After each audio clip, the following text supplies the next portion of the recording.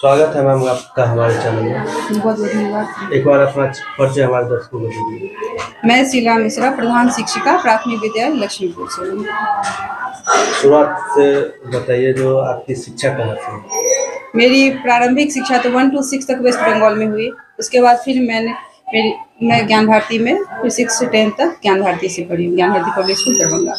फिर MRM school college से ISC की। उसके बाद फिर मेरी शादी हो गई BSc करने के दौरान ही। तो शादी के बाद फिर मेरी पढ़ाई छूट सी गई थी। मेरे हस्बैंड ने बहुत साथ दिया और फिर मैंने अपनी पढ़ाई इग्नू से शुरू की। इग्नू से मैंने ग्रेजुएशन किया, MA इन सोशियोलॉजी किया डिस्टेंस एजुकेशन से, और MA in education Nalanda open university से। तो शिक्षक के क्षेत्र में कैसे आ गए? शिक्षिका कैसे बने? शिक्षिका बनी जब 2007 में बहाली शुरू हुई। तो मेरा एकेडमिक अच्छा था, इंटर में मार्क्स अच्छे थे ISC में। तो मार्क्स के उस मेधा से चयन हो रहा था, तो मेरा चयन हुआ, मैंने अप्लाई किया। मेरे पापा ने बहुत सहयोग किया इस पर कि उनकी इच्छा थी कि मैं सरकारी नौकरी में जाऊं। तो पापा ने वो अप्लाई कराया और मार्क्स की वजह से मेरा कई जगह चयन हुआ। तो नज़दीक था बल्हा पंचायत, मेरा रेसिडेंस है दरभंगा, तो बल्हा पंचायत में ही प्राथमिक विद्यालय बल्हा स्कूल में मैंने नियोजित शिक्षा के तौर पे 2007 में ज्वाइन किया।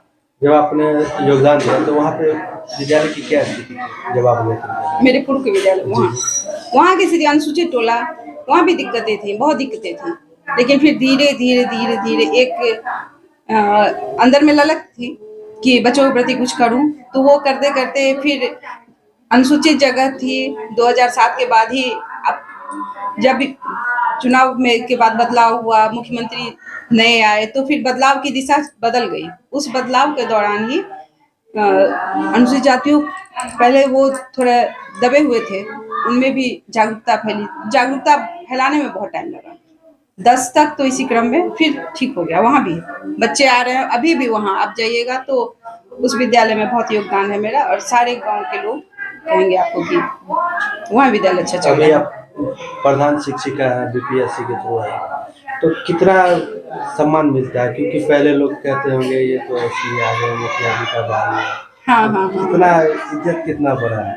इज्जत तो बहुत बढ़ा है, और है क्या कि ये एक प्रेस्टिजियस जॉब है। ये पोस्ट प्रेस्टिजियस है, एडमिनिस्ट्रेटिव जॉब ऑलरेडी वैसे ही प्रेस्टिजियस रहता है, तो इससे तो बहुत खुशी मिलती है और सम्मान भी मिल रहा है। और एक है कि जो कुछ काम जब एक टीचर रहते हुए मैं नहीं कर पाई, वो एक एडमिनिस्ट्रेटिव जॉब में यहाँ पे मैं इस पोस्ट पे रहते हुए मेरी हार्दिक इच्छा है, और मैं कोशिश भी करती रहती हूँ कि मैं ये काम करूँ। वर्तमान के विद्यालय में जब आप आए तो यहाँ पे क्या क्या समस्याएं देखी? यहाँ काफ़ी समस्याएं थी। यहाँ सबसे प्रमुख समस्या है रास्ता, जो कि अभी तक नहीं संपन्न हुआ है वो समस्या। विद्यालय में बच्चों की भी समस्या थी, बच्चे आते जाते थे, टिकाव हुआ, ठहराव हुआ बच्चों का।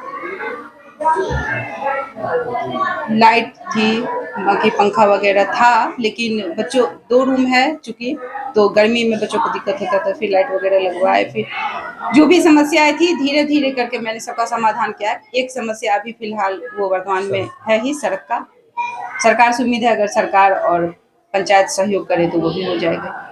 हमारे चैनल के माध्यम से जो लोग भी आपको देख रहे हैं उनको क्या संदेश देना चाहिए? कर्म पथ पे आगे बढ़ते रहना चाहिए, फल ईश्वर देगा। और अगर ईश्वर तो देता ही है, हम अगर अपने कर्म पथ पे रहेंगे तो सारे लोग भी हमारा साथ देने के लिए तैयार हो जाते हैं। जैसे मैं यहाँ आई तो मुझे लगा कि दिक्कतें हैं, लगा कि कोई साथ देंगे कि नहीं देंगे, लेकिन मेरे सारे स्टाफ्स बहुत साथ दिए मेरा।